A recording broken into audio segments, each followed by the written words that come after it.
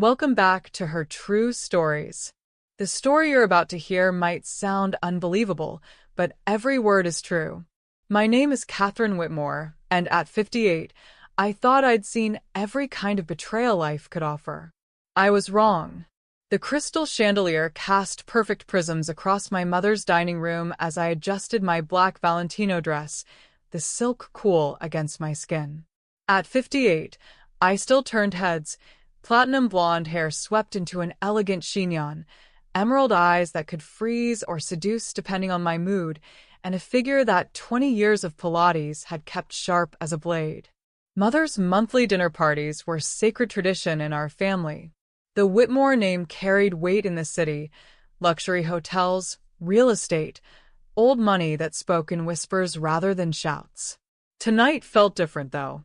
There was electricity in the air, the kind that comes before a storm.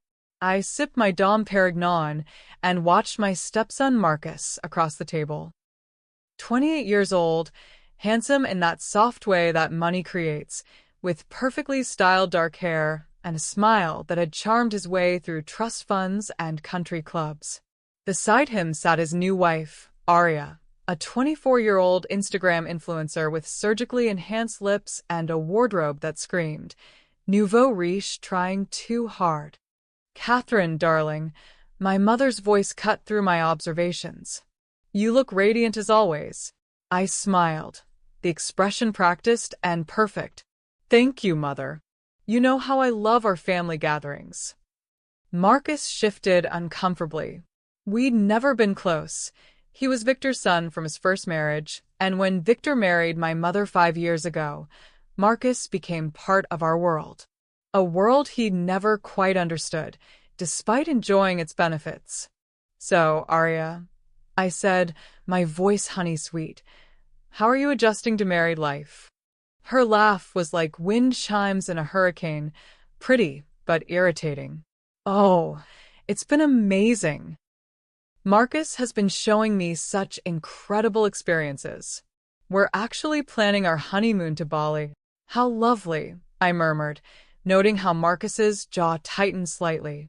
"Bali is beautiful this time of year." "The best part is," Aria continued, her voice dropping to what she probably thought was a conspiratorial whisper, "we don't have to worry about the cost at all." I raised an eyebrow, my champagne glass halfway to my lips. "Oh." Marcus shot his wife a warning look, but she was already tipsy on wine and attention. "Well, Marcus told me not to worry about the private jet or the resort because his family has plenty of money. His exact words were, 'Relax, my mom will pay for everything.'" The words hit me like ice water. I kept my expression serene, but inside, something cold and sharp began to unfurl. I wasn't Marcus's mother. My mother was married to his father. But more importantly, I'd never agreed to fund their honeymoon. "How generous," I said softly, my smile never wavering.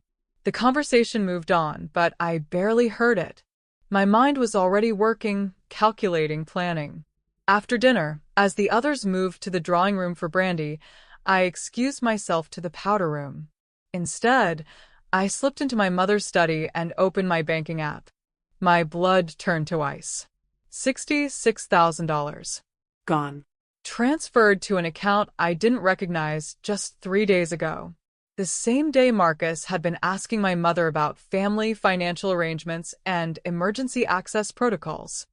I stared at the screen, feeling something I hadn't felt in years: pure, unadulterated rage. Not the hot kind that burns out quickly, but the cold kind that calculates and plans and waits for the perfect moment to strike. I'd built my fortune through 3 marriages to powerful men, each divorce settlement more generous than the last. I'd learned to read people, to understand their weaknesses, to strike where it hurt most. And now, this pampered boy and his plastic princess thought they could steal from me? I closed the app and returned to the drawing room, my smile brighter than ever. "Catherine, you look positively glowing," Victor said, wrapping an arm around my mother's waist. He was a distinguished man in his 60s, silver-haired and wealthy, but not particularly bright. His son had inherited his looks, but none of his business sense. "I feel wonderful," I said, meaning every word, because I did feel wonderful. I felt alive in a way I hadn't in months. In fact, I'm feeling so generous tonight. I'd love to contribute to Marcus and Aria's honeymoon plans. Aria's eyes lit up like Christmas morning. "Really? Oh, Catherine, that's so sweet of you. It's the least I can do for family," I said, letting my gaze linger on Marcus's suddenly pale face. He knew. Somewhere in that entitled brain of his, he knew he'd made a terrible mistake. The rest of the evening passed in a blur of polite conversation and careful observations.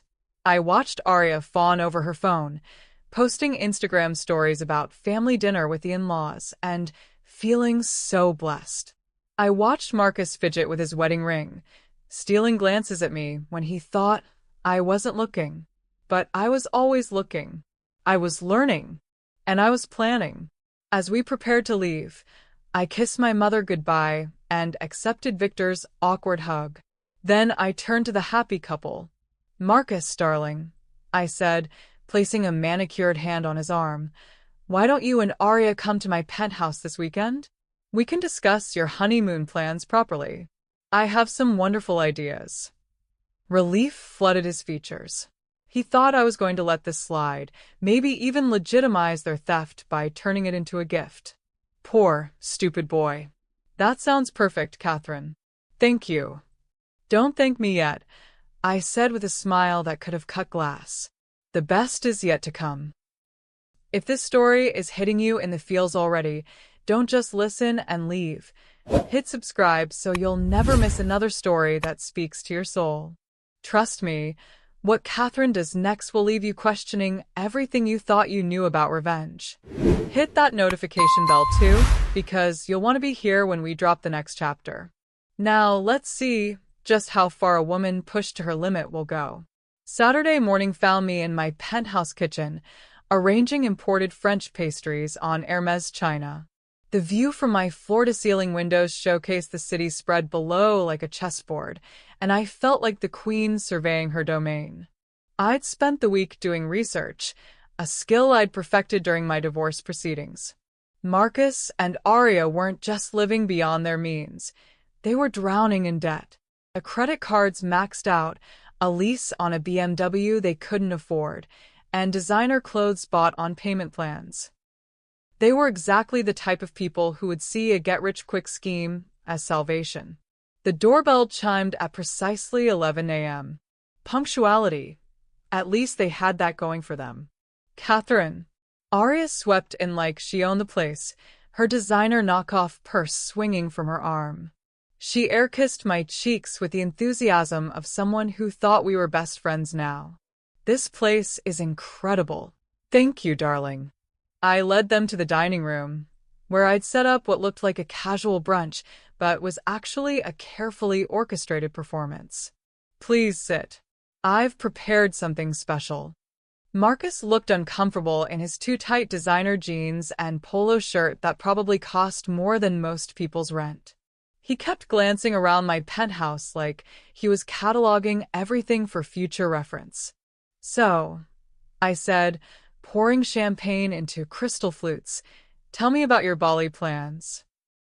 Aria launched into an excited monologue about private villas, infinity pools, and couples spa treatments. I nodded and smiled, asking just the right questions to keep her talking while I watched Marcus fidget. "It sounds absolutely divine," I said when she finally paused for breath. "And so expensive." The silence that followed was pregnant with possibility. "Well," Marcus said carefully, "we've been saving." "Have you?" I raised an eyebrow, letting just a hint of steel enter my voice. "Because from what I understand, you've been having some financial challenges." They exchanged glances, the kind married couples share when they're caught in a lie. "I did some research," I continued pleasantly, after our conversation at Mother's dinner. "It seems you're both carrying quite a bit of debt." Aria's face flushed red. That's private information. Privacy is a luxury, darling. One you can't afford. I smiled and took a sip of champagne. But don't worry. I'm not here to judge. I'm here to help. Help how? Marcus asked suspiciously. I stood and walked to my briefcase, retrieving a leather portfolio filled with glossy photographs and financial projections. It had taken me 3 days to create this elaborate fiction, but it looked absolutely legitimate. I've been looking into investment opportunities in the hospitality sector, I said, spreading the materials across the table. Specifically, luxury eco-resorts in the Maldives. The photos were stunning: crystal-clear waters, overwater bungalows, pristine beaches. I'd borrowed them from various resort websites and had them professionally printed. It's a ground-floor opportunity, I continued, settling back into my chair. The initial investment requirement is relatively modest, $100,000 minimum. But the projected returns are extraordinary. I pointed to a fabricated chart showing exponential growth. Conservative estimates suggest a 300% return within the first year. Aria's eyes went wide. 300%. Conservative estimates, I repeated. The luxury travel market is exploding, and ecotourism is the next big thing. The wealthy want to feel good about their indulgences. Marcus was studying the documents with the intensity of someone trying to find the trap. He was smarter than I'd given him credit for, but not smart enough. This looks incredible, he said slowly. But we don't have $100,000. I know. I reached across the table and patted his hand maternally. But you have something better. You have family connections. I don't understand. The minimum investment is $100,000, but there are smaller entry points for family members of existing investors. I was thinking of putting in $500,000 myself. I paused, letting that number sink in. If you wanted to join me, I could arrange for you to buy in at just $66,000. The number hung in the air like a perfectly placed blade. Marcus went very still. Aria looked confused. She probably didn't even know exactly how much they'd stolen. $66,000 is quite specific, Marcus said carefully. It's exactly what I think you can afford, I replied, my smile never wavering. Call it intuition. I could see the wheels turning in his head. He was trying to figure out if I knew about the theft, if this was some kind of test, if he could somehow turn the situation to his advantage. When would we need to decide? Aria asked, completely missing the undercurrent of tension. Soon. The opportunity won't last long. I gathered the documents back into the portfolio. Why don't you take these home? Discuss it between yourselves. I'll need an answer by Friday. And if we wanted to invest, Marcus said, how would that work exactly? Simple. You transfer the funds to the investment account, sign the partnership agreement, and wait for the returns to start flowing in. I handed him a business card with the account information. An account I'd set up specifically for this purpose. It's really that easy. They stayed for another hour, Aria gushing about the possibility of tripling their money while Marcus asked increasingly suspicious questions that I deflected with practiced ease. When they finally left, I poured myself another glass of champagne and toasted my reflection in the window. The trap was set. Now I just had to wait for them to walk into it. That evening, I called my lawyer, a brilliant woman named Rebecca Chen who'd handled my last 2 divorces with surgical precision. Catherine, she said when she picked up, please tell me you're not getting married again. Nothing so dramatic, I laughed. I need you to draft some documents for me. Investment agreements, asset transfer forms, the works. And Rebecca? I need them to look absolutely legitimate while being completely worthless. Dare I ask what you're planning? Justice, I said simply. Sweet, perfectly legal justice. The week that followed was a masterclass in psychological manipulation. I didn't contact Marcus and Aria directly, but I made sure they heard about me everywhere. A photo in the society pages at a charity auction. A mention in the business section about my expanding investment portfolio. A casual comment to my mother about exciting new opportunities in luxury hospitality. By Thursday, Marcus was calling me, Catherine, about that investment opportunity. Oh, darling, I was hoping you'd call. I was getting a pedicure at the time, my feet soaking in warm water while a technician applied polish the color of fresh blood. Have you made a decision? We're interested. Very interested. Wonderful. Can you come by tomorrow afternoon? I'll have Rebecca, my attorney, prepare all the paperwork. Your attorney? Of course. An investment of this magnitude requires proper legal documentation. You wouldn't want to invest $66,000 without proper contracts, would you? The pause was telling. He hadn't expected lawyers to be involved. No, of course not, he said finally. What time? Shall we say 3 o'clock? And Marcus? Bring a cashier's check. The partnership agreement requires immediate funding upon signing. Friday afternoon arrived with a kind of crisp autumn air that made everything feel possible. I dressed carefully for the occasion, a cream-colored Chanel suit that whispered money and respectability, paired with my grandmother's pearls and my coldest smile. Rebecca arrived first, impeccable as always in her tailored black pantsuit, carrying a briefcase that looked like it cost more than most people's cars. The documents are works of art, she said, spreading them across my dining table. Completely legal, completely binding, and completely devastating to anyone foolish enough to sign them without reading carefully. And if they do read carefully, they won't understand what they're looking at. I've buried the important clauses in subsections of amendments to appendices. It would take another lawyer hours to parse through it all. The doorbell rang at exactly 3 p.m. Marcus looked nervous, constantly adjusting his tie and checking his phone. Aria looked excited, practically bouncing on her designer heels.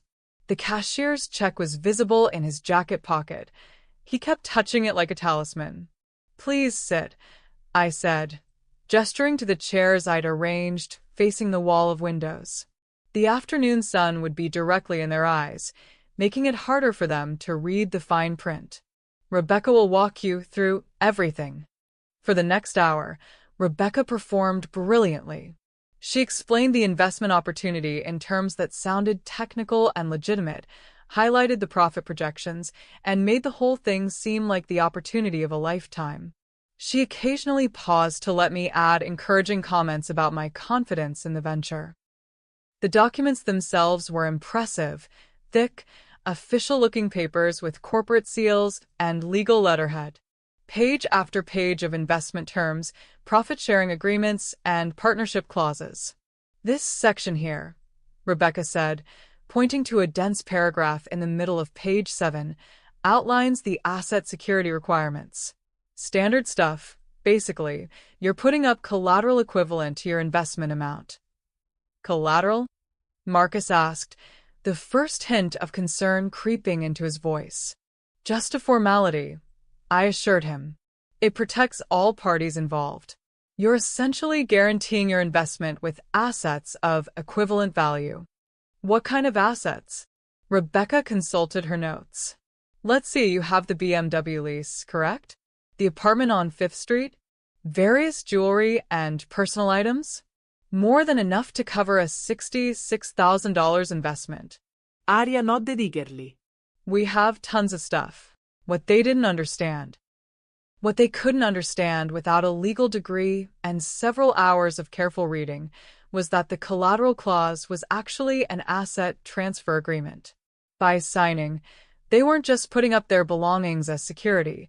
They were legally transferring ownership to me, effective immediately upon any default in payment. And the payment schedule? Buried in subsection 4.7.3 of Appendix C, it required a $66,000 payment within 30 days of signing, followed by monthly payments of $5,000 for the life of the investment. Payments that would come from returns on an investment that didn't exist. I think we're ready to sign, Marcus said, reaching for the pen Rebecca offered. Excellent. I watched as he signed each page, Arya adding her signature with little hearts over her eyes. The cashier's check changed hands, and Rebecca notarized everything with official stamps and seals. Congratulations, I said, raising a glass of champagne I'd prepared for the occasion. To new partnerships and profitable ventures. We toasted, and I savored the moment. They thought they were celebrating the start of their financial freedom. In reality, they'd just signed away everything they owned. After they left, giddy with excitement and clutching their copies of the contracts, Rebecca and I sat in comfortable silence. When will they figure it out? She asked. When the first monthly payment comes due, and there are no returns to cover it, I said. About 6 weeks from now. And then they'll discover that their BMW, their apartment lease, their jewelry, and everything else of value now belongs to me. Legally and completely. Rebecca smiled, a sharp, predatory expression that reminded me why I'd hired her in the first place. Remind me never to cross you, Catherine. Smart woman, I replied, watching the city lights begin to twinkle in the gathering dusk. Now, shall we discuss Phase 2? The revenge is just getting started. Beautiful souls. Can you believe the audacity of these two? But wait until you see what Catherine has planned next. We're talking about a honeymoon they'll never forget, and not in a good way. If you're loving this story, smash that like button and share it with someone who needs to hear about what happens when you mess with the wrong woman. And don't forget to subscribe. We've got more incredible stories coming your way. The beauty of revenge, I've learned, is in the details. It's not enough to simply destroy someone. That's crude, unimaginative. True revenge is about giving them exactly what they asked for, just not in the way they expected. Marcus and Arya wanted a luxury honeymoon in Bali, funded by family money. They were going to get exactly that. I spent the weekend after our contract signing researching Bali accommodations. Not the luxury resorts they dreamed of, but something much more educational. I found it in a place called Green Earth Sanctuary, an eco-retreat deep in the Balinese jungle that catered to what they generously called authentic cultural immersion experiences. The photos on their website were telling. Instead of infinity pools, there were muddy ponds. Instead of spa treatments, there were opportunities to connect with nature through manual labor. Instead of private villas, there were bamboo huts with holes in the walls that they charmingly called natural ventilation. Perfect. Monday morning, I called Marcus with my most generous voice. Darling, I have the most wonderful surprise for you and Arya. Oh, he sounded cautious. He'd been learning to be wary of my surprises. I've taken care of all your honeymoon arrangements. Consider it my wedding gift to you both. The silence stretched long enough that I wondered if the call had dropped.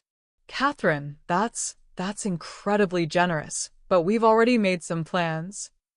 Nonsense. I've already paid for everything. Green Earth Sanctuary, it's an exclusive eco-retreat that focuses on authentic Balinese culture. Celebrities pay thousands for this kind of experience.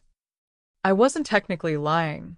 Some celebrities had stayed there, though mainly as penance for various scandals, and the thousands they'd paid had gone to publicists trying to rehabilitate their images. Eco-retreat. Arya's voice came through the phone. Apparently I was on speaker. The most exclusive kind, darling. No phones, no internet, no modern distractions. Just you, nature, and each other. Isn't that romantic? It sounds rustic, Marcus said carefully. Authentic, I corrected. The accommodations are traditional Balinese bamboo structures. You'll sleep under the stars, wake with the sunrise, eat organic food grown on the property. It's a once-in-a-lifetime experience. Catherine, we really appreciate the thought, but the reservations are non-refundable and non-transferable, I interrupted smoothly. I've already arranged your flights, private jet from JFK to Denpasar, then a helicopter transfer to the retreat. You leave Thursday. The private jet was real, a favor from a friend who owed me one. The helicopter was real too, though what they didn't know was that it was the only way in or out of the retreat during rainy season, which started Thursday. Thursday? But that's only 3 days away. The best things in life require spontaneity, don't you think? Besides, rainy season is just beginning. Perfect timing for the full, authentic experience. I could practically hear them exchanging panicked glances. We don't have clothes for camping, Arya said weakly. It's not camping, sweetheart. It's cultural immersion. And don't worry about clothes. The retreat provides traditional Balinese garments for all guests. You'll look absolutely adorable. What I didn't mention was that the traditional garments were rough cotton work clothes designed for rice field labor. After 20 more minutes of my relentless enthusiasm overriding their increasingly desperate objections, they finally accepted defeat. The arrangements were made, the payments were transferred, and their fate was sealed. I celebrated with a bottle of Dom Perignon and a reservation at the city's most exclusive restaurant. Thursday morning, I drove them to the airport personally. They looked like they were heading to their own execution, Marcus pale and stressed, Arya clutching her designer luggage like a security blanket. I still think we should have researched this place more thoroughly, Marcus muttered as we pulled up to the private aviation terminal. Research is for people who don't trust their family, I said, pulling him into a perfumed hug. Have faith, darling. This is going to be unforgettable. Arya hugged me next, her embrace desperate and clinging. Thank you so much, Catherine. I know we're going to have the most amazing time.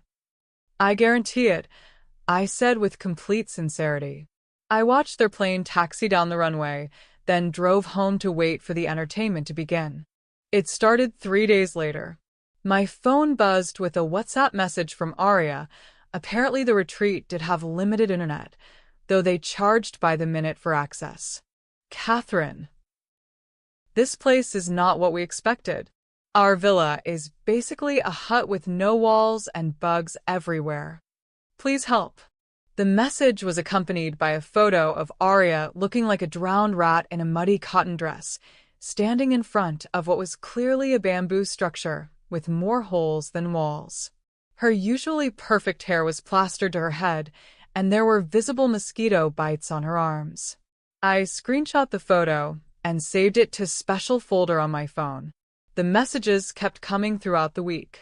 The bathroom is just a bucket, and there's no hot water. They made us weed the vegetable garden for 3 hours. Marcus got food poisoning from the authentic local cuisine. The meditation sessions start at 4 a.m. and they ring bells the entire time. Each message came with increasingly horrifying photos. Marcus looking green around the gills while squatting in what appeared to be a rice paddy. Arya attempting to wash her hair in a stream while fully clothed. Both of them looking absolutely miserable while participating in what the retreat called mindful agricultural labor. But the best part?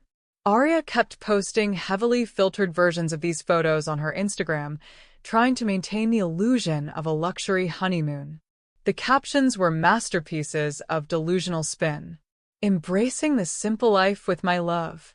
#authentic, #blessed, #natural living. When you're so in love, even sleeping on bamboo feels like silk.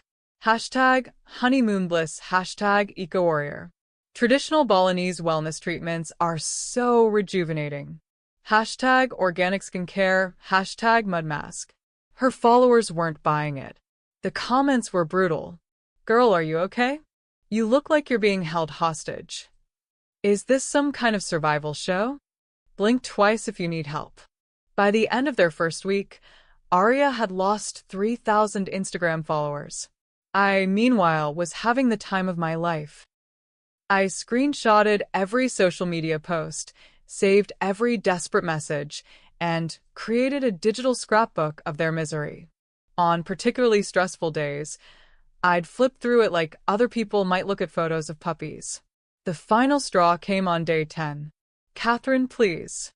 The helicopter can't come get us because of the rain, and they say we have to stay until the weather clears. Marcus is talking about hiking through the jungle, but it's 20 miles to the nearest road. This is a nightmare. I waited 3 hours before responding, timing it perfectly for maximum psychological impact. So sorry to hear you're not enjoying the authentic experience. Weather is part of nature's charm. Hang in there, it builds character. Zoxel. The response came back immediately. Character?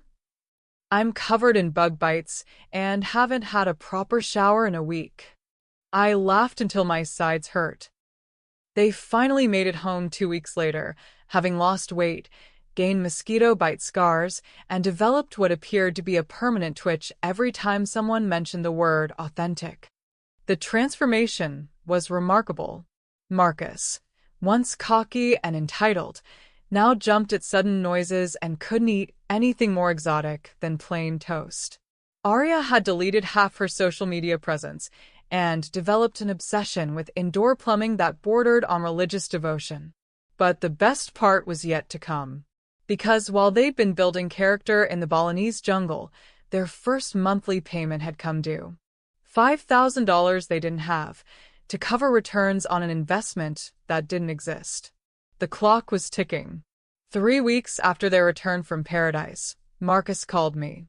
His voice had that hollow quality of a man who'd been staring at bills he couldn't pay and bank statements that offered no solutions. Catherine, we need to talk. Of course, darling. How are you both recovering from your wonderful adventure? The pause was long enough to brew coffee. About the investment, he said finally. We haven't received any documentation about returns, and there's a payment due. Yes, the monthly contribution. It's outlined in Section 4.7.3 of your contract. I was painting my nails a shade called Revenge Red while we talked, each stroke deliberate and perfect. Did you not read the payment schedule? Catherine, we don't have $5,000. That's problematic. I paused to admire my handiwork. The contract is quite clear about what happens in case of default. Another long pause. Then, in a smaller voice, what happens? Asset forfeiture. Immediate and complete. It's all very standard. Your BMW, the apartment, the jewelry Arya loves so much.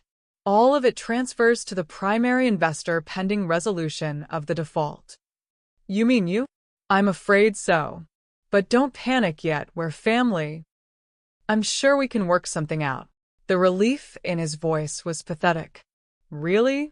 Catherine, I know we got off on the wrong foot, but we're grateful for everything you've done for us.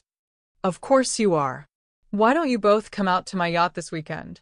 We can discuss your options properly, like civilized people. Your yacht. The siren's call. She's a beauty. 85 feet of pure luxury. I think you'll find her much more comfortable than your recent accommodations. I let that barb sink in before continuing. We'll have a lovely dinner, some good wine, and figure out how to resolve this little financial hiccup. Does Saturday work? Saturday was perfect, apparently. They were so eager to please, so desperate to find a solution that didn't involve losing everything they owned, that they agreed immediately. I spent Friday preparing the yacht with military precision. The siren's call was my pride and joy. A custom-built vessel that had been my divorce settlement from husband number 2. She was equipped with every luxury imaginable, plus a few additions that most yachts didn't have. Like a complete security system with cameras in every room. Like a master cabin that could be locked from the outside. Like a Zodiac boat hidden in a compartment below deck, fully fueled and equipped with GPS. I'd originally installed these features for privacy and security. Amazing how versatile good planning could be. Saturday dawned clear and bright, the kind of perfect autumn day that made being on the water feel like floating through a dream.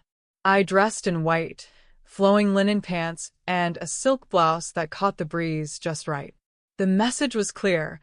I was the angel in this story, pure and generous and completely innocent of any wrongdoing. Marcus and Arya arrived at the marina looking like refugees from their own lives. The Bali experience had aged them both, but more than that, the stress of their mounting debts was showing. Marcus had developed a habit of constantly checking his phone, as if expecting news that would save him. Arya kept touching her face, probably missing the confidence her former Instagram fame had given her. "Welcome aboard the Siren's Call," I said, kissing their cheeks with practiced warmth. "Isn't she magnificent?" The yacht was magnificent. Teak decking, brass fittings, and every surface polished to a mirror shine. The main salon was decorated in cream and gold, with art that cost more than most people's houses. The message was subtle but clear. This was what real wealth looked like. "Catherine, this is incredible," Arya breathed, her eyes wide as she took in the luxury around her. For a moment, she looked like the excited young woman she'd been before reality had crashed into her Instagram fantasy. Thank you, darling. "She's my sanctuary." I guided them to the upper deck, where I'd set up lunch under a pristine white awning. "Please sit. We have so much to discuss." As we motored out of the harbor, I served them champagne and caviar, the kind of lunch that cost more than their monthly rent. They ate hungrily. Apparently their Bali experience had left them with a new appreciation for quality food. "So," I said once we were well out to sea, the shoreline just a hazy line in the distance, "let's talk about your situation." Marcus set down his champagne flute with shaking hands. "Catherine, about the payment." "Yes, the $5,000 monthly contribution. Plus the $500 late fee, of course." "Late fee? It's in the contract. Any payment more than 48 hours overdue incurs a 10% penalty." I smiled sympathetically. "I'm sure you understand. Business is business." "We can't pay it," Arya said suddenly, her voice cracking. "We don't have the money. The Bali trip wiped out our savings, and with the investment." "What investment, dear?" They stared at me like I'd spoken in a foreign language. "The Maldives resort," Marcus said slowly. "The returns you promised." Oh, that. I waved my hand dismissively. That was just a projection. Very optimistic thinking, I'm afraid. The hospitality market is so unpredictable. "But you said." I said it was possible. I never guaranteed anything. I reached into my purse and pulled out a folder I'd prepared. "In fact, I've been meaning to show you the latest market analysis." I spread papers across the table, charts showing declining tourism, economic forecasts predicting recession, expert opinions about oversaturation in the luxury resort market. All of it real, all of it painting a picture of an industry in trouble.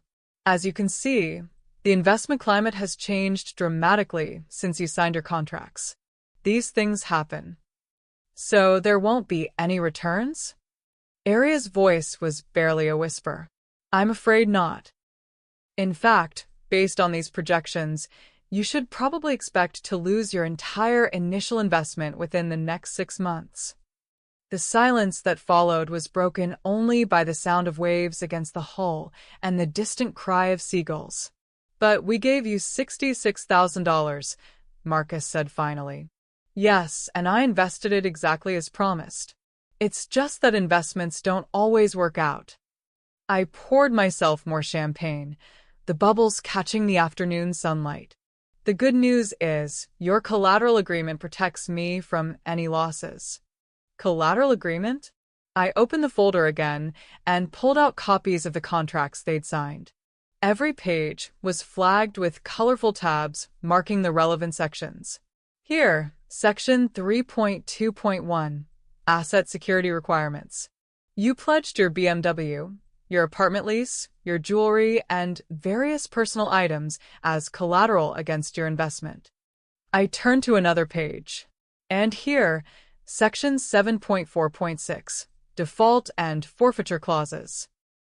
In the event of missed payments or investment losses exceeding 75% of principal, all collateral assets transfer immediately to the primary investor.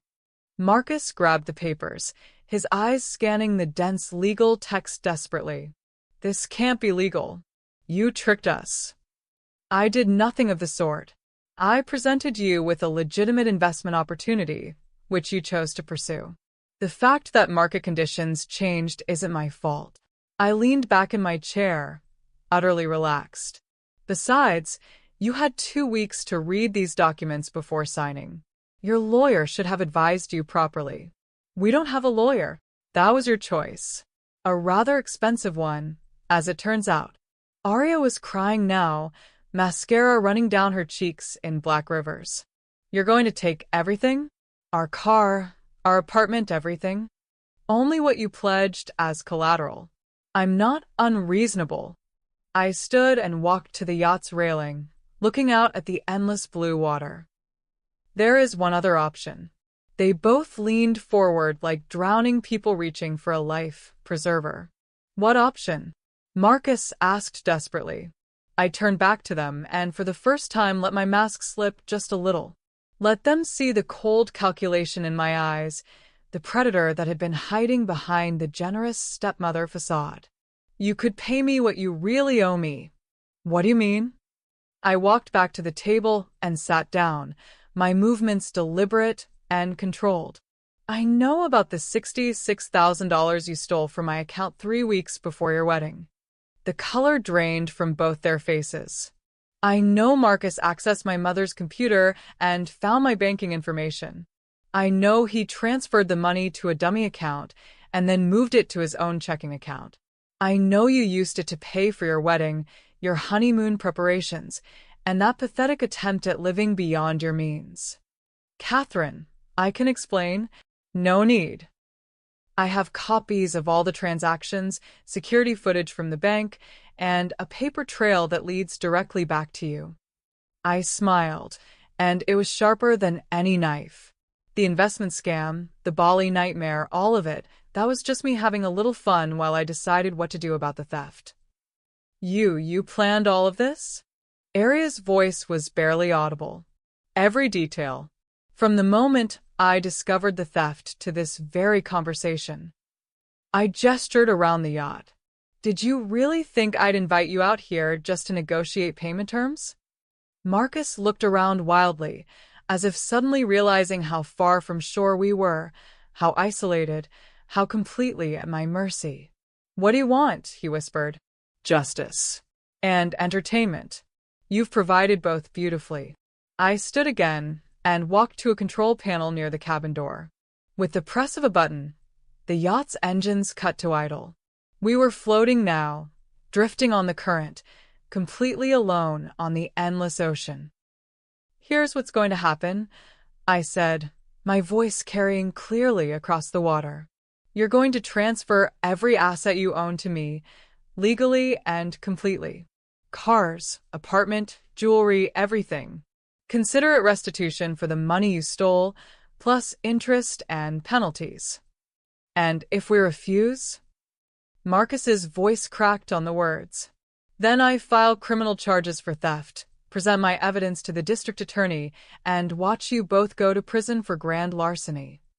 I checked my watch, a Cartier that had cost more than their car. Federal prison, actually, since you used electronic banking systems across state lines. That makes it wire fraud, too. Prison. Arya looked like she might faint. Oh, yes. 5 to 10 years for grand theft, another 3 to 5 for wire fraud. You'd be in your 40s by the time you got out. I paused to let that sink in. Of course, you'd have criminal records, so finding decent jobs would be nearly impossible. You'd spend the rest of your lives struggling to rebuild from nothing. You're bluffing, Marcus said, but his voice had no conviction. I pulled out my phone and showed them a contact labeled Detective Sarah Morrison, Financial Crimes Division. 1 phone call. That's all it would take. I held the phone up, my finger hovering over the call button. Sarah's an old friend. We went to college together. She'd be very interested in my evidence. I pulled out my phone and showed them a contact labeled Detective Sarah Morrison, Financial Crimes Division. One phone call. That's all it would take. I held the phone up, my finger hovering over the call button. Sarah's an old friend. We went to college together. She'd be very interested in my evidence. The silence stretched between us like a taut wire, broken only by the sound of water lapping against the hull. How do we know you won't call her anyway? Marcus asked finally. Because unlike you, I keep my word. Sign over your assets, and this ends here. No criminal charges, no prison time, no destroyed lives. You'll be broke, but you'll be free. And if we don't, then you'll be broke, imprisoned, and destroyed. The choice is yours. I watched them exchange glances, having their entire conversation in silence. The weight of their situation was finally sinking in. They weren't victims of circumstance. They were criminals who'd been caught by someone much smarter than they were. We need time to think, Arya said finally. No. My voice cut through the air like a blade. You had time to think before you stole from me. You had time to think before you signed documents you didn't read. You had time to think before you accepted a honeymoon you didn't deserve. You're out of time.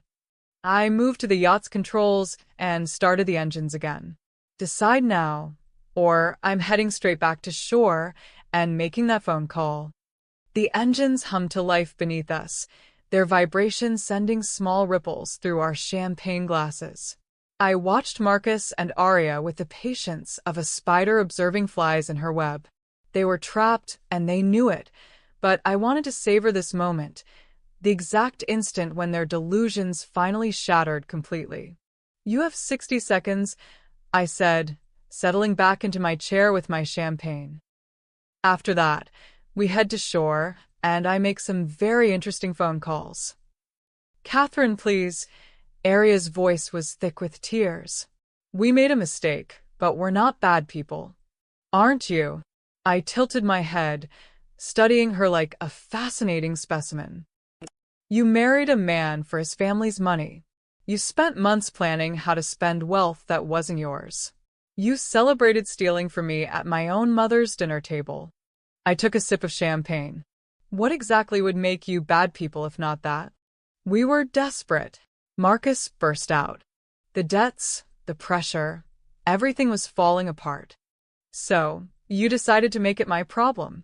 I checked my watch again. 45 seconds. What kind of person does this? Arya gestured wildly at the yacht, at the ocean, at the entire elaborate trap I'd constructed around them. What kind of person plans something like this? The kind who doesn't let thieves get away with stealing from her. My voice was calm, conversational. The kind who believes in consequences. 30 seconds.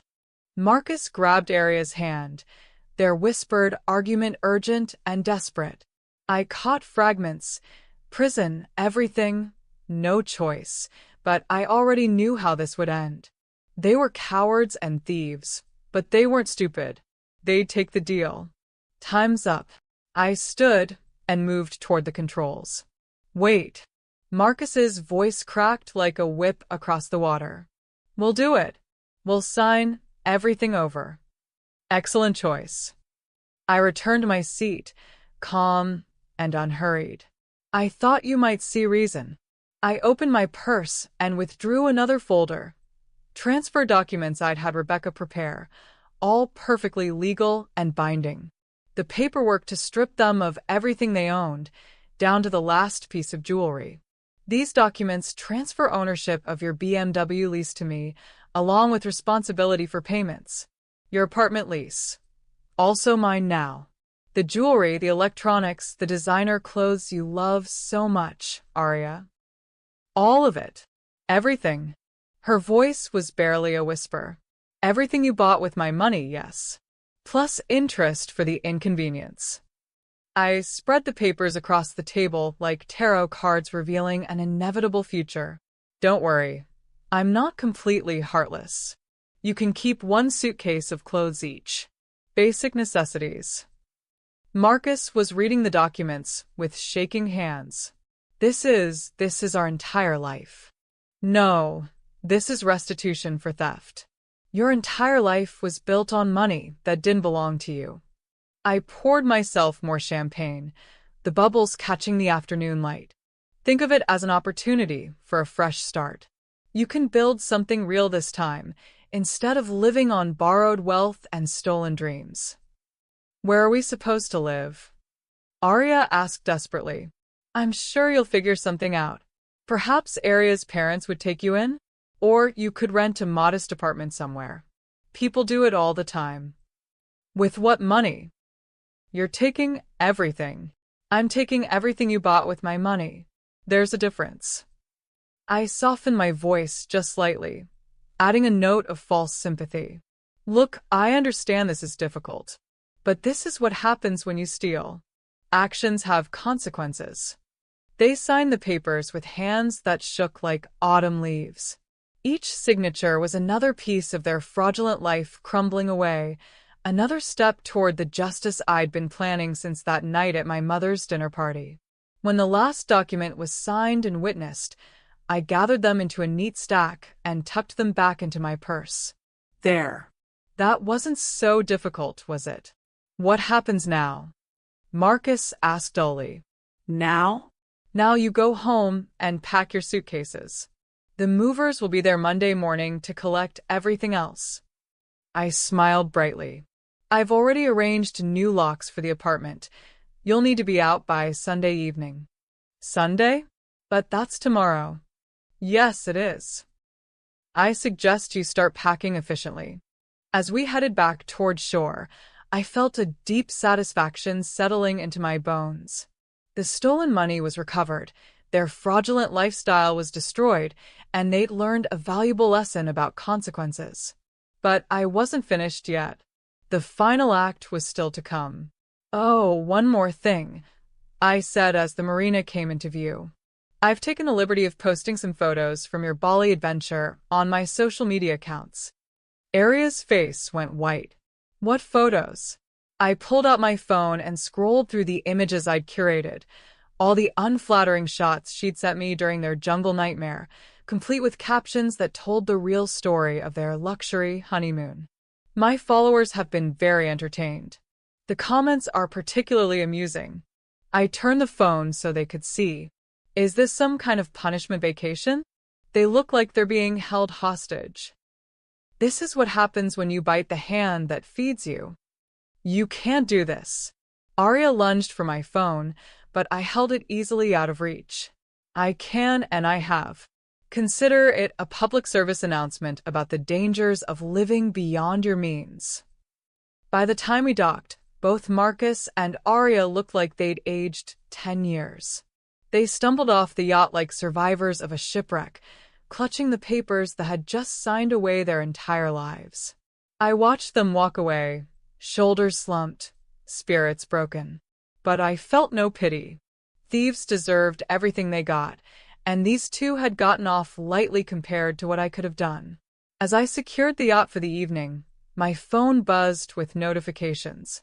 The social media posts were going viral, spreading across platforms like wildfire. Comments poured in from friends, acquaintances, and strangers, all expressing shock and amusement at the dramatic fall from grace. But the best notification came from my bank. Confirmation that all the asset transfers had been processed. The BMW was mine, the apartment lease was in my name, and their possessions would be collected first thing Monday morning.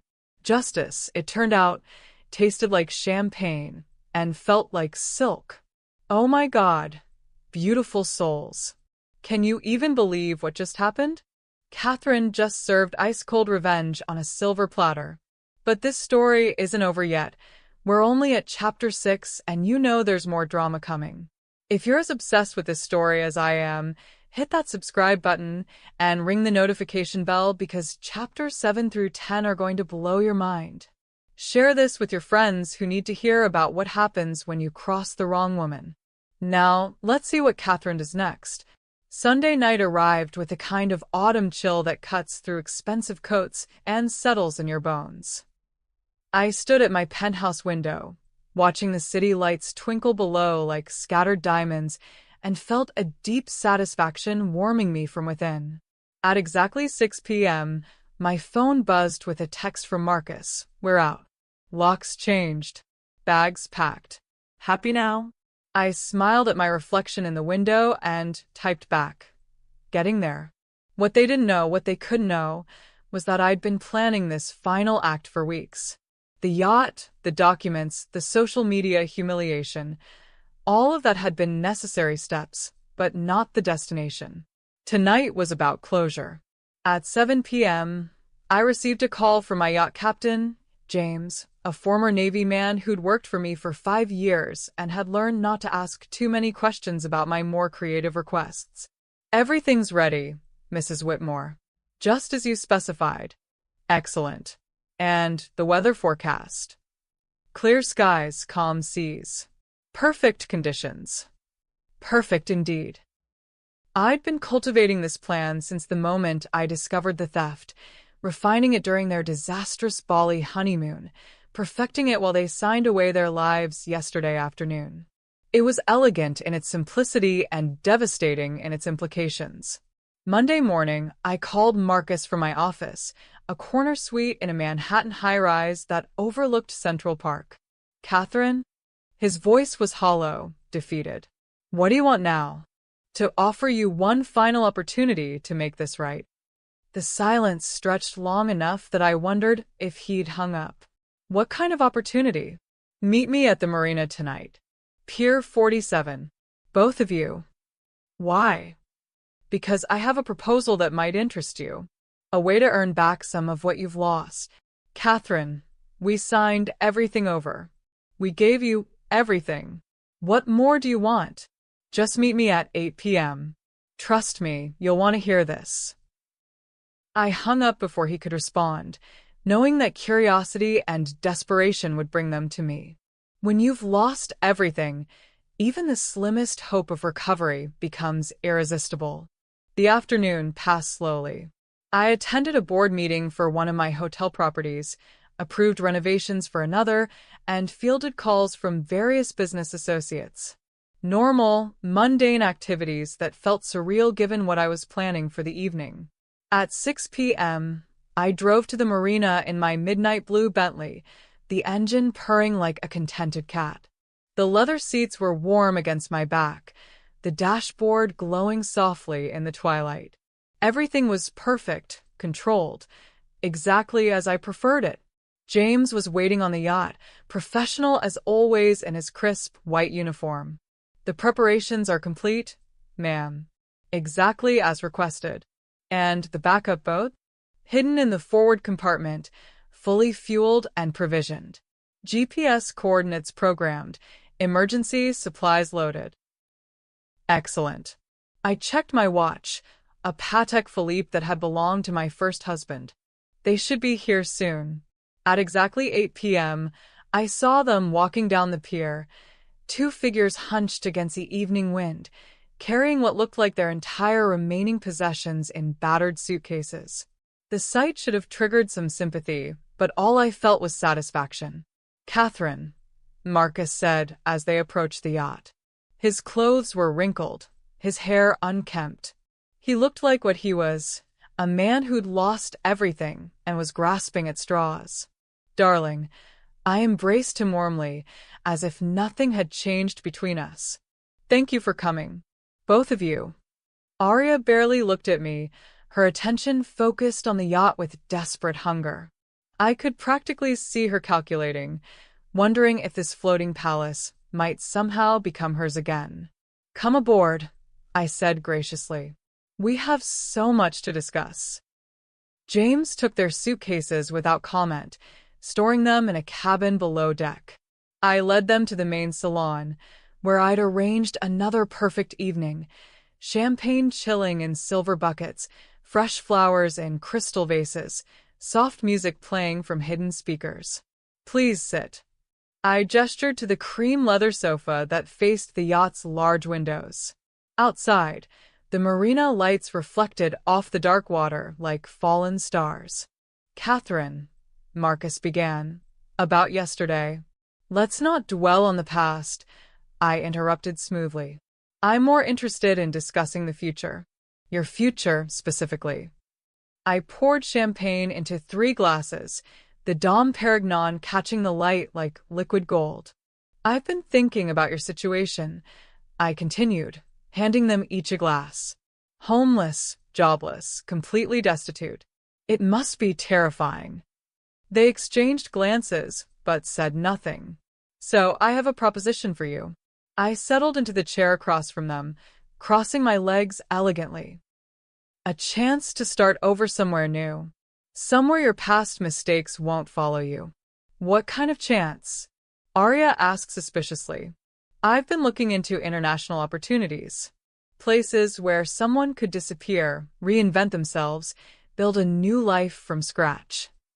I reached into my purse and pulled out 2 airline tickets. One-way flights to Southeast Asia. New identities, fresh start, enough cash to last 6 months while you get established. Marcus leaned forward, studying the tickets. "Why would you do this?" "Because despite everything, we're family. And I believe in second chances." I smiled warmly. "Consider it my final gift to you both." "There has to be a catch," Arya said. No catch. "Just one small condition." I stood and walked to the yacht's controls. "The flight leaves in 3 hours from a private airfield outside the city.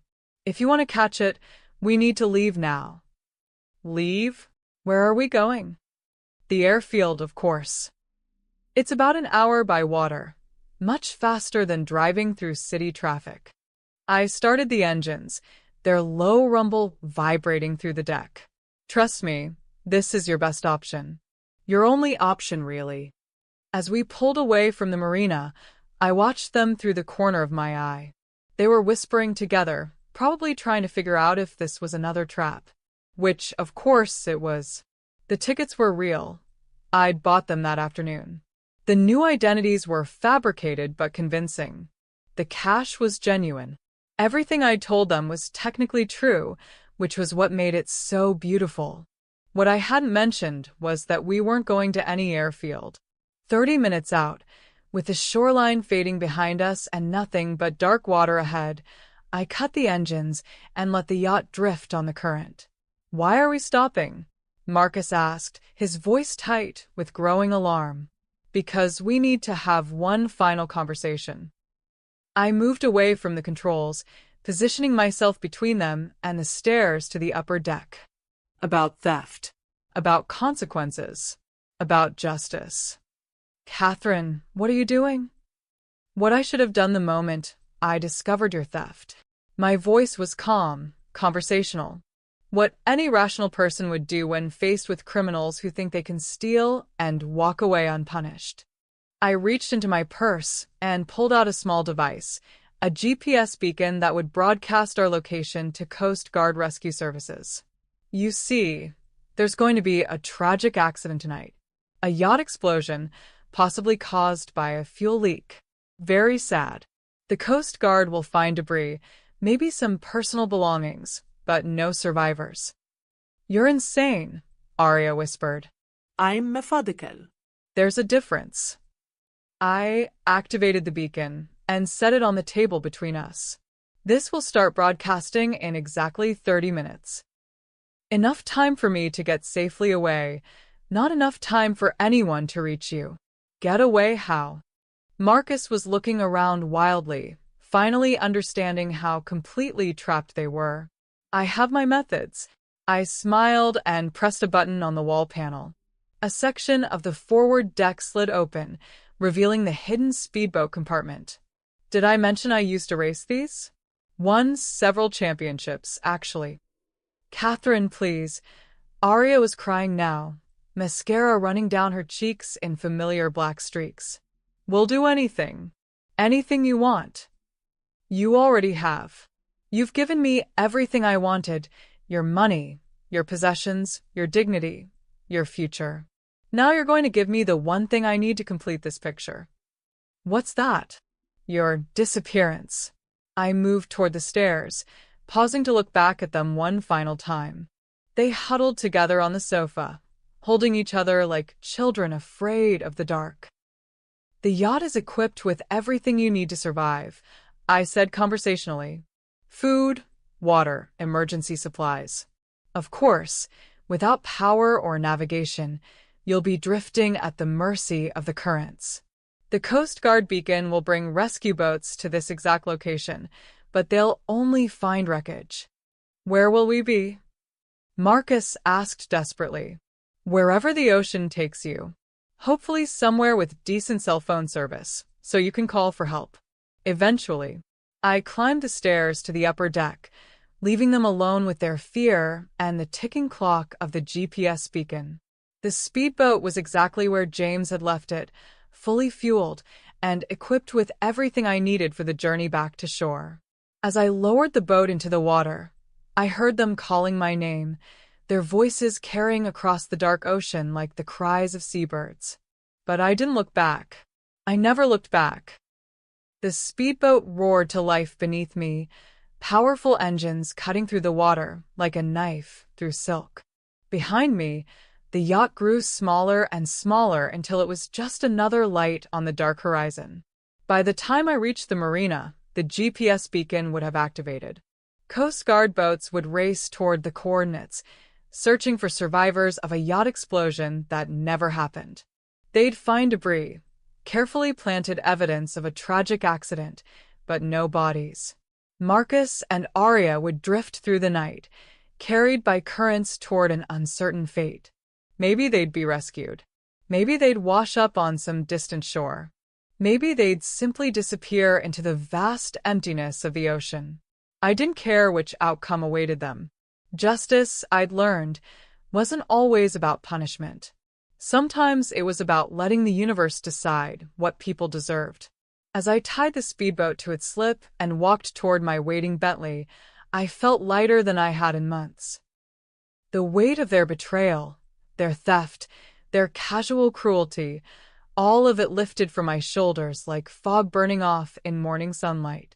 Behind me, the ocean stretched endless and dark, keeping its secrets as it always had. Some stories, I reflected, didn't need endings. They just needed to stop. Monday morning broke crisp and clear, the kind of autumn day that made Manhattan look like a postcard. I sat in my penthouse dining room, sipping coffee from bone china and reading the newspaper like any other civilized person starting their week. My phone had been remarkably quiet since Saturday night. At 10:47 a.m., that changed. Mrs. Whitmore? The voice was unfamiliar, official. This is Detective Sarah Morrison with the Harbor Patrol.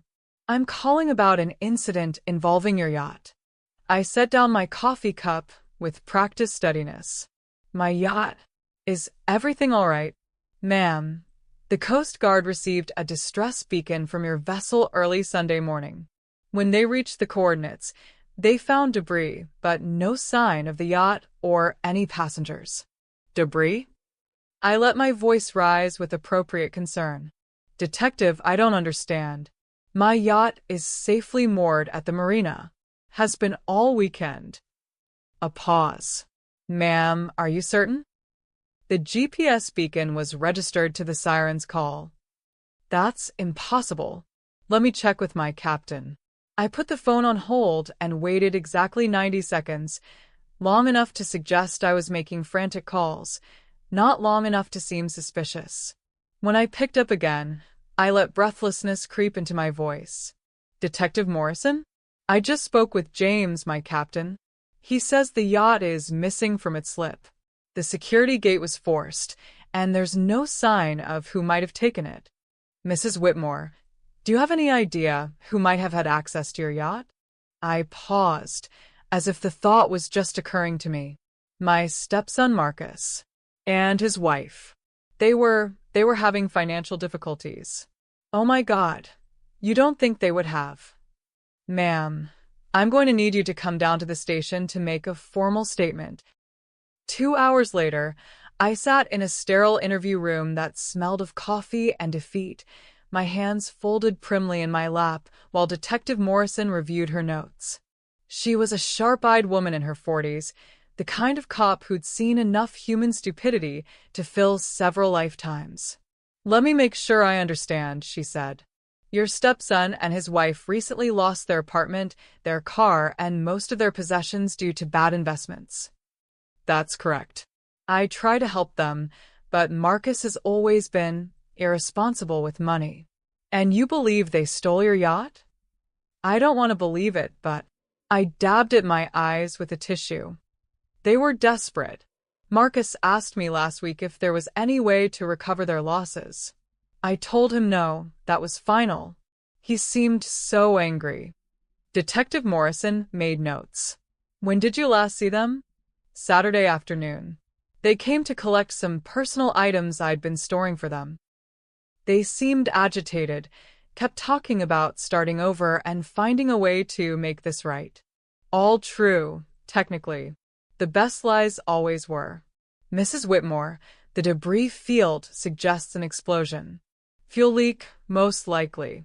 If your stepson and his wife were aboard." I pressed the tissue to my eyes again. "Are you saying they're dead?" "We're still searching, but given the extent of the debris field and the time that's passed." She leaned forward slightly. I'm sorry. "I know this must be difficult." "They were family," I whispered. "Troubled, but still family." The investigation continued for 3 weeks. Coast Guard boats scoured the search area, divers explored the ocean floor, and marine biologists analyzed debris patterns.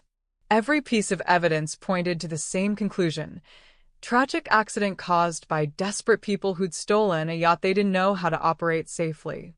The media loved the story. Socialite couple dies in yacht theft gone wrong. Instagram influencers' fatal final post.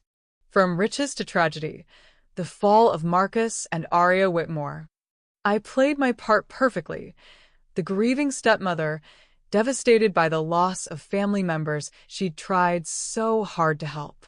I gave interviews expressing my sorrow, my regret that I hadn't done more to prevent this tragedy. If only I'd realized how desperate they were. I told Channel 7 News, a single tear rolling down my cheek at exactly the right moment. I would have given them anything to prevent this. The interviewer, an earnest young man with perfectly styled hair, leaned forward sympathetically. "Some people are saying they stole nearly $70,000 from you before their deaths. How do you respond to that?" "Money doesn't matter when someone's life is at stake," I said softly. "I just wish I could have saved them from themselves." Behind the scenes, I quietly recovered everything they'd signed over to me. The BMW, the apartment lease, the jewelry. All of it became mine legally and completely. Their life insurance policies, unfortunately, wouldn't pay out for several years due to the suspicious circumstances of their disappearance. But I could wait. 3 weeks after the accident, I received an unexpected call. "Mrs. Whitmore? This is Dr. Elena Vasquez from Mercy General Hospital." My blood went cold. "Yes, we have a patient here who claims to know you. He was brought in this morning, severe dehydration, exposure, some minor injuries. He says his name is Marcus Whitmore." I gripped the phone tighter. "I'm sorry, doctor, but that's impossible. Marcus Whitmore died in a boating accident 3 weeks ago." "Ma'am, I understand this must be confusing, but the patient is quite insistent. He's asking to speak with you. Doctor, someone is clearly trying to take advantage of a tragic situation. Marcus Whitmore and his wife died when they stole and crashed my yacht. It was all over the news." A pause. "The patient mentioned something about a yacht and about money. He seems to know specific details about your family. Grieving families often attract con artists, doctor. I'm sure you understand." I softened my voice. "I appreciate you calling, but I won't be visiting this person. If he continues to claim he's my deceased stepson, you might want to have him evaluated psychiatrically." "Of course, Mrs. Whitmore. I'm sorry to have bothered you." I hung up and immediately called my lawyer. Rebecca, I need you to make some calls.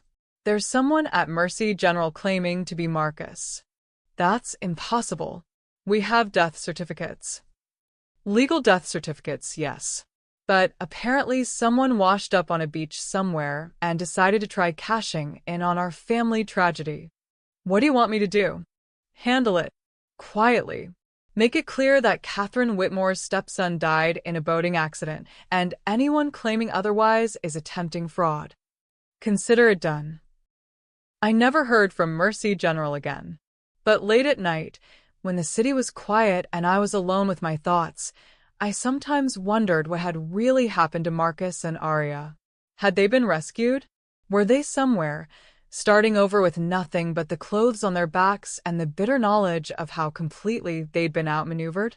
Or had the ocean claimed them after all, their bodies lost in the dark depths where no amount of money or influence could reach? I preferred not to know. Some questions were better left unanswered, some stories better left unfinished. What mattered was that justice had been served. They'd stolen from me, betrayed my trust, and lived on money that wasn't theirs. Now they were gone legally, socially, financially erased from existence. Their Instagram accounts had been memorialized. Their debts had been written off. Their former friends spoke of them in past tense, sharing memories of the tragic couple who died so young, so senselessly. I attended their memorial service, of course. Delivered a beautiful eulogy about forgiveness, about family, about the tragic consequences of desperation. I even established a small scholarship fund in their memory for young people struggling with financial literacy. It was the least I could do for family. Beautiful souls, I am shook. Did Catherine really wow. The level of planning, the cold calculation. This woman redefined the meaning of "don't mess with me." But hold on, because we're not done yet.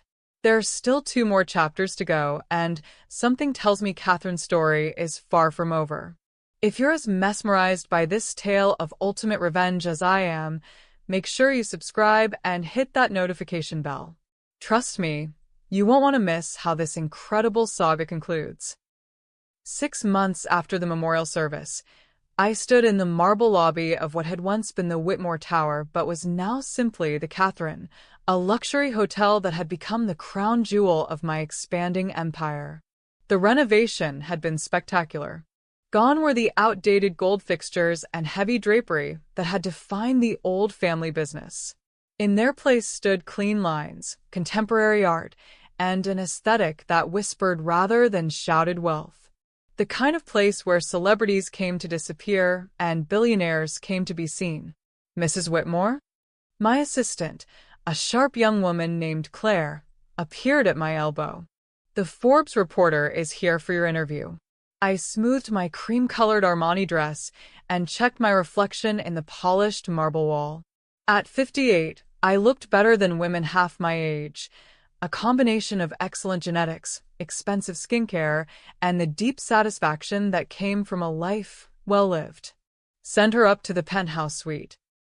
I'll be there in 5 minutes. The penthouse had been my personal touch, a private apartment above the hotel that served as both residence and office. Floor-to-ceiling windows offered a panoramic view of the city, while carefully curated art and furniture created an atmosphere of understated power.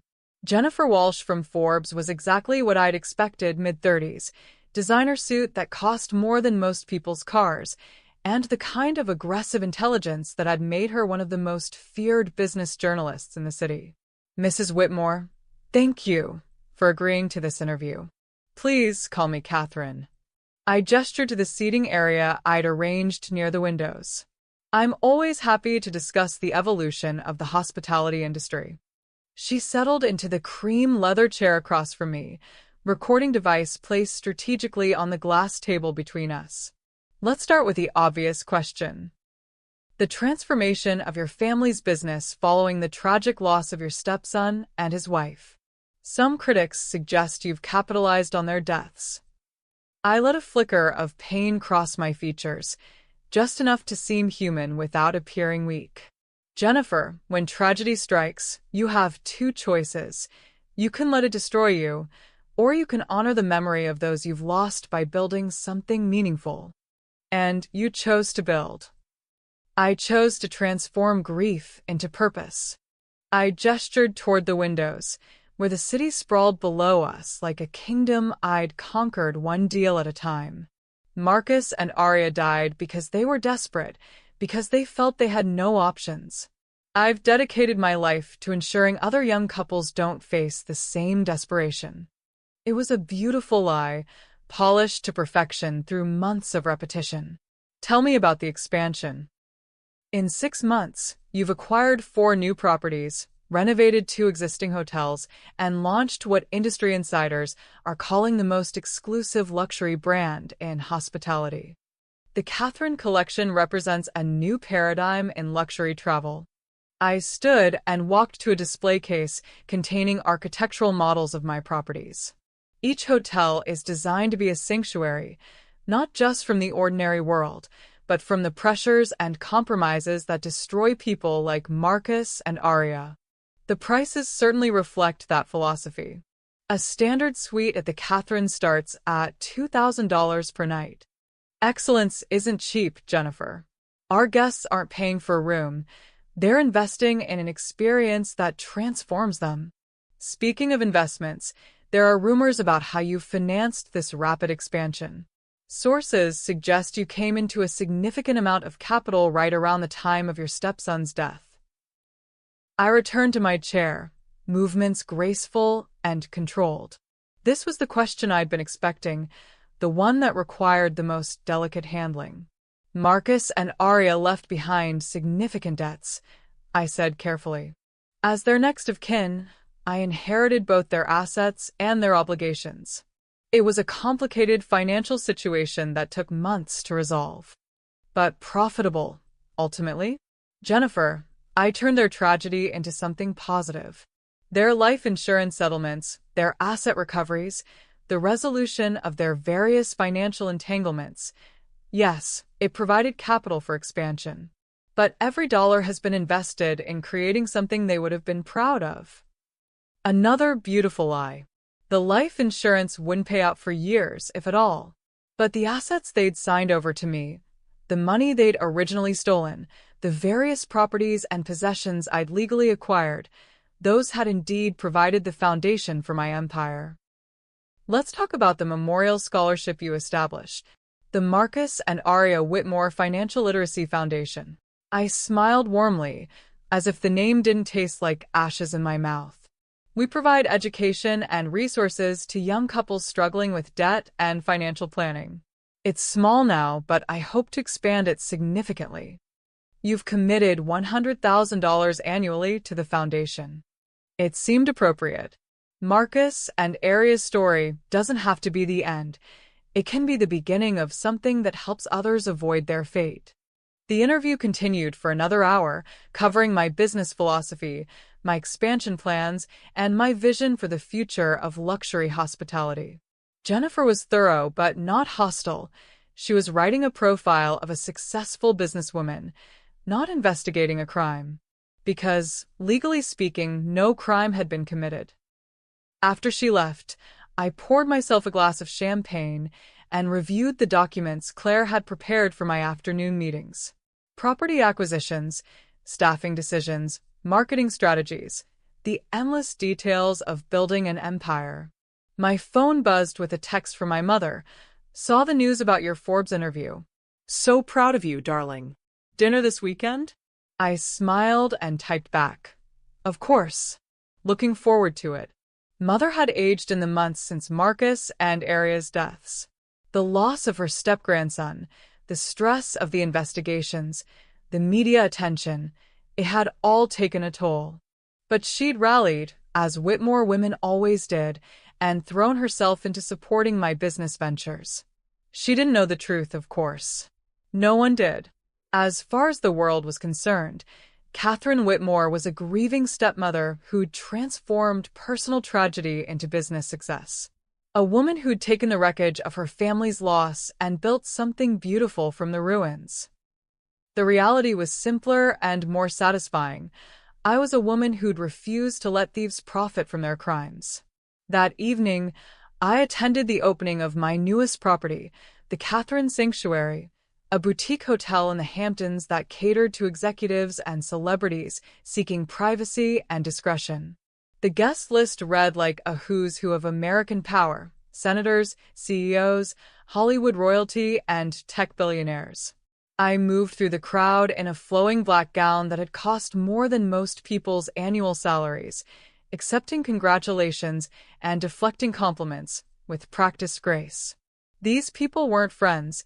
They were assets, connections to be cultivated and leveraged for future opportunities.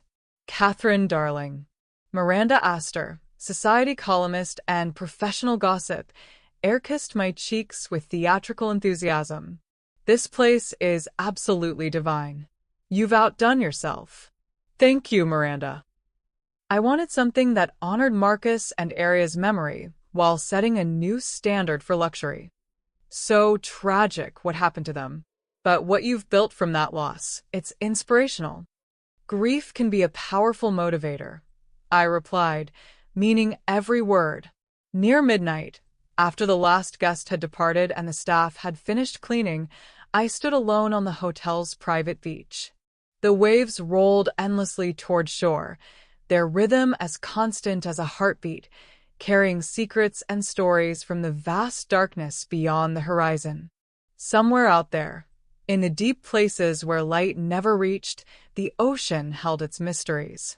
Ships and planes and people who'd vanished without trace, their stories ending in the silent depths where no amount of money or influence could reach. I wondered, sometimes, if Marcus and Aria had found peace in those depths. If they'd finally understood the price of betrayal, the consequences of stealing from someone who'd spent a lifetime learning how to protect what was hers.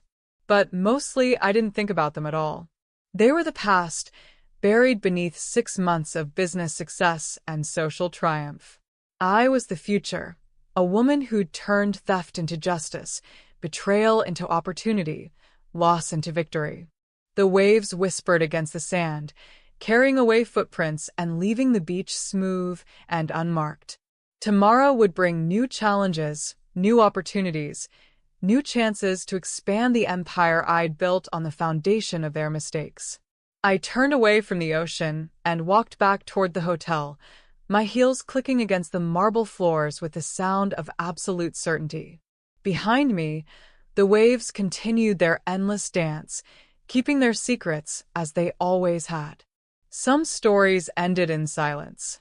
Others were just beginning.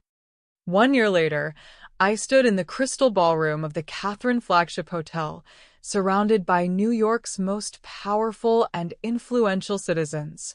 The annual Whitmore Foundation Gala had become the social event of the season, the kind of gathering where deals worth millions were negotiated over champagne and canapes. Tonight was special, though. Tonight marked not just the anniversary of Marcus and Aria's deaths, but the completion of my transformation from grieving stepmother to hospitality empire builder. Ladies and gentlemen, I said, tapping my champagne flute with a silver spoon to draw attention. The crowd of 300 guests turned toward the small stage where I stood, their faces upturned like flowers seeking sunlight. 1 year ago, my family suffered a devastating loss. My stepson Marcus and his wife Aria died in a tragic accident that shook our family to its core. A respectful silence fell over the crowd. In the past 12 months, I'd perfected this speech, honing it until every word carried exactly the right weight of sorrow and strength. But from that tragedy, something beautiful has emerged. The Marcus and Aria Whitmore Financial Literacy Foundation has provided education and support to over 500 young couples struggling with debt and financial planning. The Catherine Collection has created 1,200 jobs and contributed $50 million to the local economy. And tonight, we're announcing our largest expansion yet.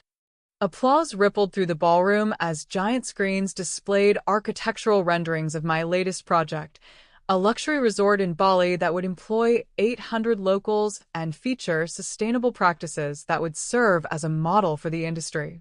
The Catherine Bali will honor Marcus and Aria's memory in a very personal way, I continued, letting emotion creep into my voice. They dreamed of creating something meaningful in that beautiful country. While they're not here to see it, their spirit will guide every aspect of this project. More applause, louder this time. I caught sight of my mother in the front row, tears streaming down her face as she applauded her daughter's triumph over tragedy. If only she knew how complete that triumph really was. After the speeches and presentations, I moved through the crowd like a queen holding court. Senators congratulated me on my vision.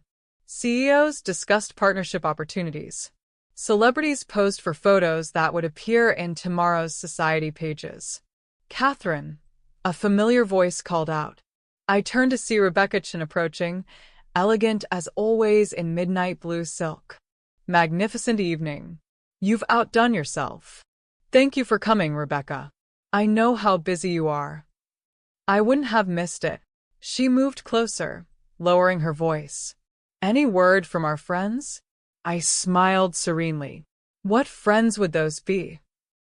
The ones who might have been interested in challenging the asset transfers, or the life insurance settlements. "Rebecca, darling, Marcus and Aria died in a tragic boating accident.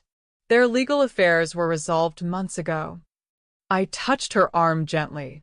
"You worry too much." She nodded, understanding the subtext. In the year since their disappearance, no one had come forward claiming to be Marcus or Aria Whitmore. No lawyers had challenged the death certificates. No insurance investigators had questioned the evidence. They were gone, completely and permanently erased from existence. "By the way," I added quietly, "I need you to start working on something new. International expansion requires careful legal structures." "Of course. The usual arrangements? Perhaps more comprehensive this time. I'm thinking about opportunities in Southeast Asia, the Caribbean, maybe the Mediterranean. Places where privacy laws are accommodating. I'll draw up some proposals." As the evening wound down and guests began to depart, I found myself on the hotel's private balcony, looking out over the city that had become my kingdom. The lights stretched to the horizon like a constellation fallen to earth, each one representing dreams and ambitions and the endless human hunger for more. My phone buzzed with a text from an unknown number. "Congratulations on your success. Some of us remember the truth." I stared at the message for a long moment, feeling a familiar chill run down my spine. Then I deleted it and blocked the number. Over the past year, I'd received perhaps a dozen such messages, anonymous threats, vague accusations, attempts at blackmail. None had ever amounted to anything. The dead, I'd learned, inspired many imposters, but few genuine resurrection stories. Mom. Claire appeared beside me, tablet in hand. "The final numbers are in. We raised $2.3 million for the foundation tonight." "Excellent. Make sure the press release emphasizes our commitment to helping young couples avoid financial disasters." "Of course." Also, the Times wants to schedule a follow-up interview about the Bali project. Set it up for next week. And Claire? Include some talking points about how Marcus and Aria would have loved to see their dreams realized in such a beautiful way. She nodded and departed, leaving me alone with the night and my thoughts. $2.5 million raised in Marcus and Aria's memory. Money that would indeed help young couples avoid financial mistakes, though not the kind of mistakes they'd made. Theft wasn't a financial planning error. It was a character flaw that no amount of education could cure. I poured myself one final glass of champagne from the bottle I'd brought outside, Dom Perignon 1996, the same vintage I'd served on the yacht that night a year ago. The bubbles caught the city lights like tiny stars, effervescent and beautiful, and gone in an instant. "To Marcus and Aria," I said aloud, raising my glass to the night sky. Thank you for teaching me that justice isn't something that happens to you, it's something you create for yourself. The champagne was perfect, crisp and complex with undertones of vanilla and pear. It tasted like victory. Below me, the city hummed with life.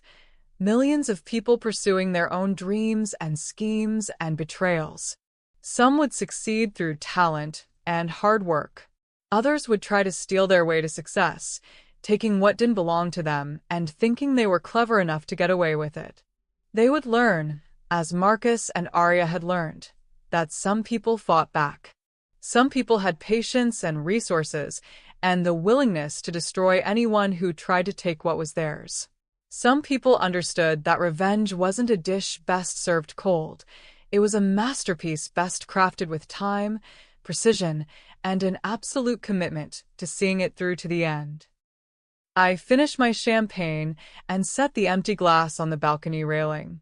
Tomorrow would bring new challenges, new opportunities, new people who thought they could outsmart Catherine Whitmore. I looked forward to proving them wrong. The city lights twinkled below like scattered diamonds, each one a reminder that I had built something lasting from the ashes of betrayal. An empire founded on justice, sustained by excellence, and protected by the absolute certainty that I would never again allow anyone to steal from me. The ocean had kept its secrets for a year now.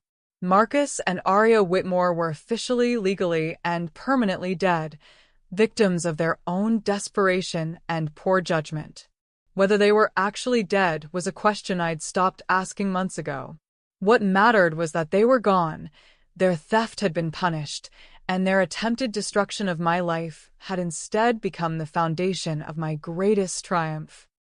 I walked back inside, leaving the empty champagne glass on the railing like a small monument to perfect justice. Behind me, the city continued its endless dance of ambition and betrayal, success and failure, winners and losers. I had chosen which side of that equation I wanted to be on, and I had won. Beautiful souls, I am absolutely speechless. Catherine didn't just get revenge, she built an entire empire on it. This woman redefined what it means to never let anyone cross you. Can you believe this incredible journey from theft to triumph? If this story gave you chills, thrills, and that satisfying feeling of justice served ice cold, then you need to subscribe to her true stories right now. Hit that subscribe button, ring the notification bell, and share this story with every woman who needs to hear what happens when you underestimate the wrong person. Drop a comment below. Are you Team Catherine, or do you think she went too far? I personally think she's an absolute queen who showed us all what real power looks like. Until next time, beautiful souls, remember, never let anyone dim your light, and always, always protect what's yours. This has been another incredible story from her true stories, and trust me, we have more jaw-dropping tales coming your way.